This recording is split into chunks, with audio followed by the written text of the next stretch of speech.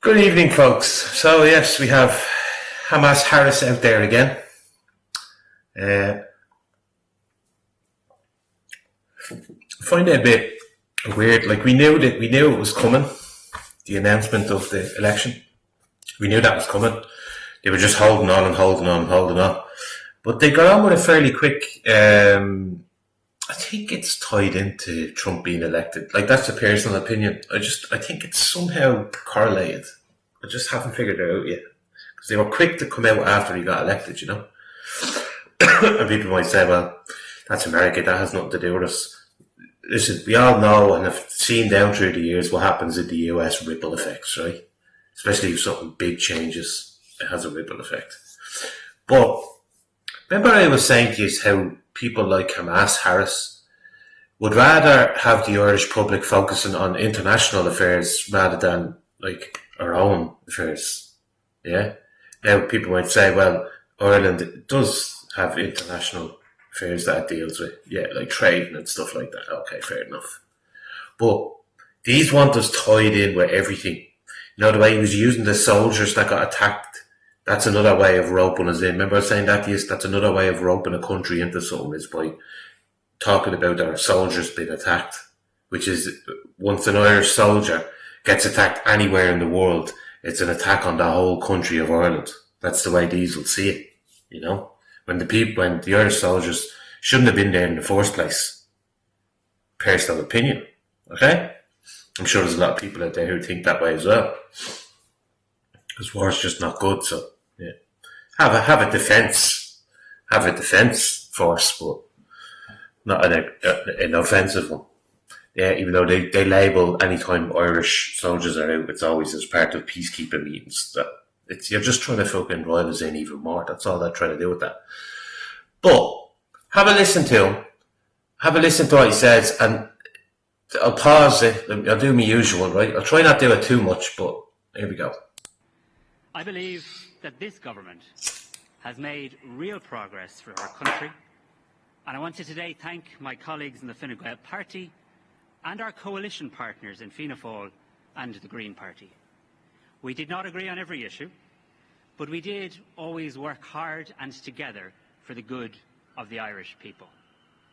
Our coalition delivered 5 progressive budgets that protected our people during the COVID pandemic, during Russia's ongoing illegal invasion of Ukraine, and the cost of living crisis that flowed from the return of the war to Europe.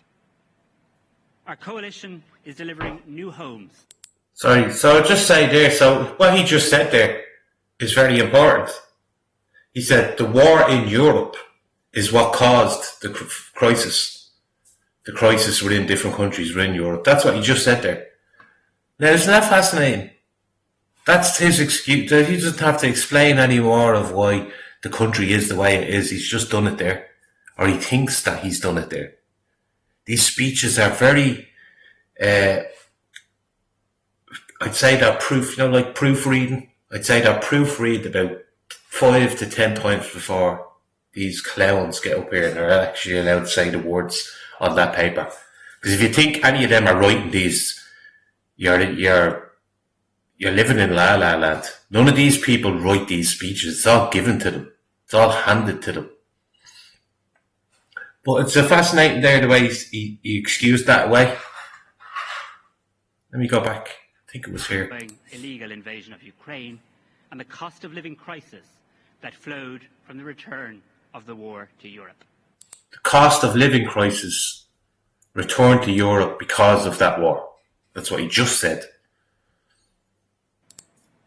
Our coalition is delivering new homes across our country, and it has built up the finances and the plans to deliver the homes that our people need in the future. The time is now right to ask the Irish people to give a new mandate. Ireland is a country of industry, of enterprise, of agriculture and education, community, culture and compassion.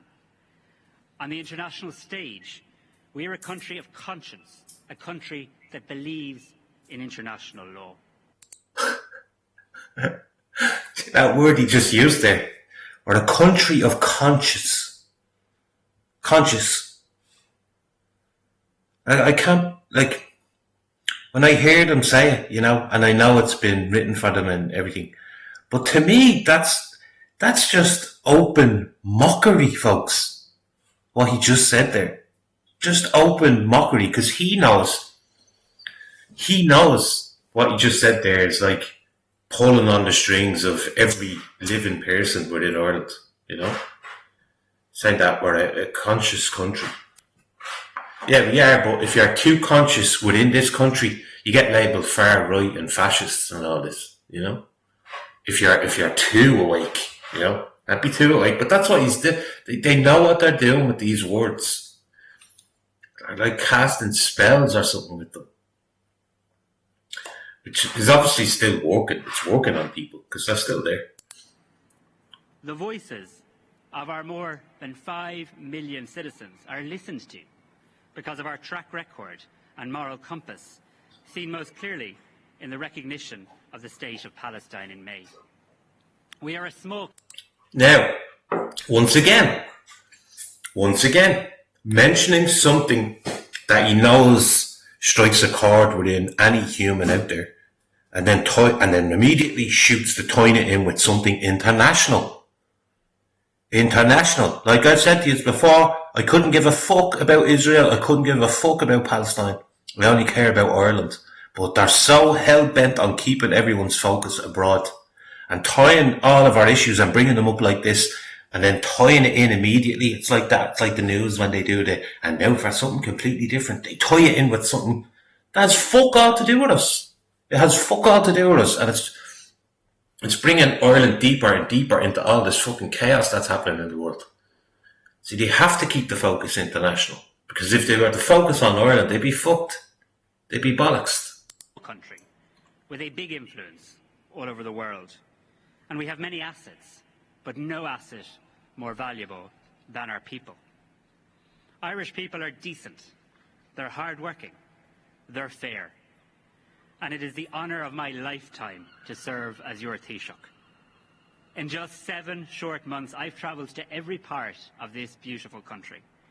I've met thousands of you, and we've discussed hundreds of issues. Your concerns are my priorities. And over the next 3 weeks, I will seek a mandate to continue as your Taoiseach and to deliver for you on the things that matter most to you, your family, your community, and to our country. Unbelievable. Like they had so much time to focus on the children's hospital, but that still isn't fucking built. Something that cost less than, now, someone put it in, but that tower in Dubai, that only cost 1.5. The hospital's up to 2.4 billion and it's still not finished. And all this time has been overseen by this chap. And he's dragged that fucking out. So what makes you think he isn't going to drag his time in office out as much as he can, and just milk it for everything? I want to secure your future. Others will, of course, seek alternative mandates. And it's vital we have an election that fully considers our very different visions for our country's economic and social future. The progress Ireland has made and can make should never be taken for granted. It doesn't matter about Ireland's financial side of things. Wherever he was blabbing out from there, we're ran by officials that sit in Brussels at the end of the day, It's not as if we can just fucking pull away from everything and just be on our own, have our own currency again. See, they've got us too much embedded. And that's another reason why they ignore the fact, they ignore talking about where the power really comes from. Go and look at where 70% of Irish bills are forced written up. It's Brussels, 70%. So more of that, we can be strong as kind of saying that we can be an independent country and survive on our own, but at the end of the day, not talking about how we're ruled from Brussels. They're the ones that are calling the shots here. This election must be a safe and respectful campaign for all politicians and all their teams, and I wish all candidates luck. Finally, I ask just one thing of the Irish people. Value your vote. Use your voice. That's how this country works. It's how we listen. It's how we act on your behalf. He's so condescending with his words when he says them. There's about 2 times in that video he did Duper's Delight, by the way. Go back and look. And there's a little giggle, a little smile. Like I said, they can't help the old Duper's Delight that comes in. Ladies and gentlemen, if you give me your trust, I will give you my all. Well, then you're shy. You're just another deceiver. Hamas Harris.